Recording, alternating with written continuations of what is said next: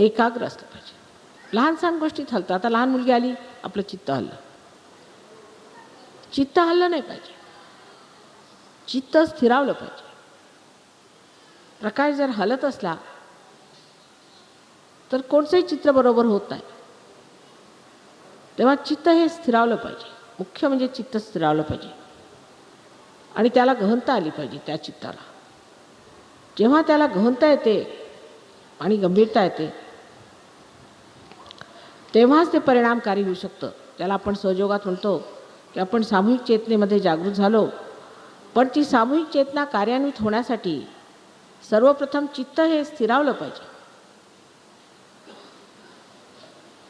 आणि त्यासाठी ध्यानधारणा केली पाहिजे. कुंडलिनीला नेहमी जागृत ठेवलं पाहिजे.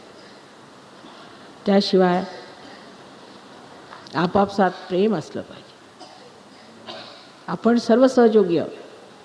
कुठलेही असलो तरी, मग तुम्ही फ्रान्सचे असो ना, इंग्लंडचे, अमेरिकेचे किंवा ऑस्ट्रेलियाचे किंवा हिंदुस्थानातले कुठलेही सहयोगी असले तरी आपण सर्व एक आहोत.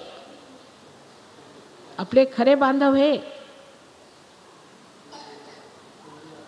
तर आपापसामध्ये सामूहिकता, कलेक्टिव्हिटी असायला पाहिजे. हा एक विशेष गुण आहे.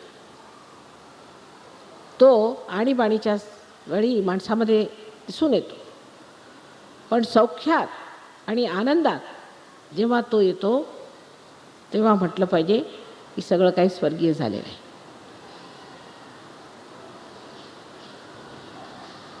पुष्कळशे आणखी दुर्गुण आपल्यामध्ये आहेत.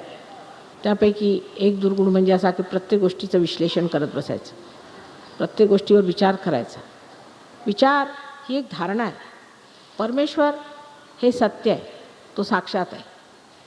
तेव्हा कोणती आपली धारणा परमेश्वराला लावून आपण आपल्यासमोर एक झापड घालून घेतो. आणि असे अनेक तुरुंग आपण आपले बनवलेले आहेत. त्या तुरुंगात आपल्याला निघाला पाहिजे. हे तुरुंग फोडून बाहेर निघाला पाहिजे. ही परमेश्वर हे काय आपल्या विचारांची बनवलेली आकृती नव्हे. ते जे आहे ते सत्य आहे, तेच आम्हाला जाणायचं आहे. आणि आम्ही परमेश्वराबद्दल कोणतीही विचाराने उत्पन्न केलेली आकृती ही परमेश्वर नव्हे. ज्यांनी आम्हाला बनवलं त्याला आम्ही बनवू शकत नाही.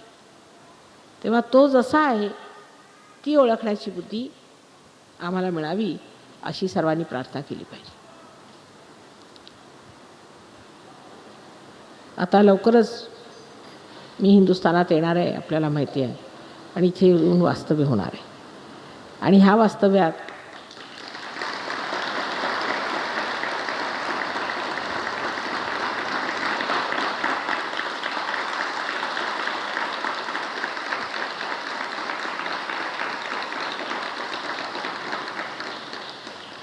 आपल्याला बरंच कार्य करायचं आहे.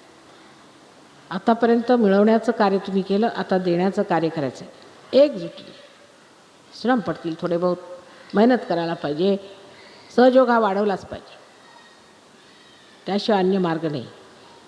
निदान महाराष्ट्रात सहयोग घरोघर पोहोचला पाहिजे. त्यानंतर इतर स्थळीसुद्धा हे कार्य जोरात होऊ शकतं. जसा हा महाराष्ट्र आहे तसंच त्या नावाला साजेसं कार्य झालं पाहिजे. आजच्या या शुभ दिवशी माझे अनंत आशीर्वाद तुम्हाला आहे. तुमच्या आत्मिक उन्नतीत परमेश्वर तुमचं सहाय्य करेल आणि तुम्हीसुद्धा सुबुद्धीने अत्यंत उच्च पदाला जावं.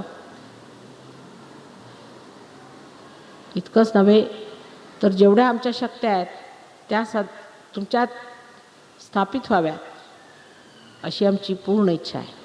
परमेश्वर तुम्हाला सगळ्यांना आशीर्वाद देईल.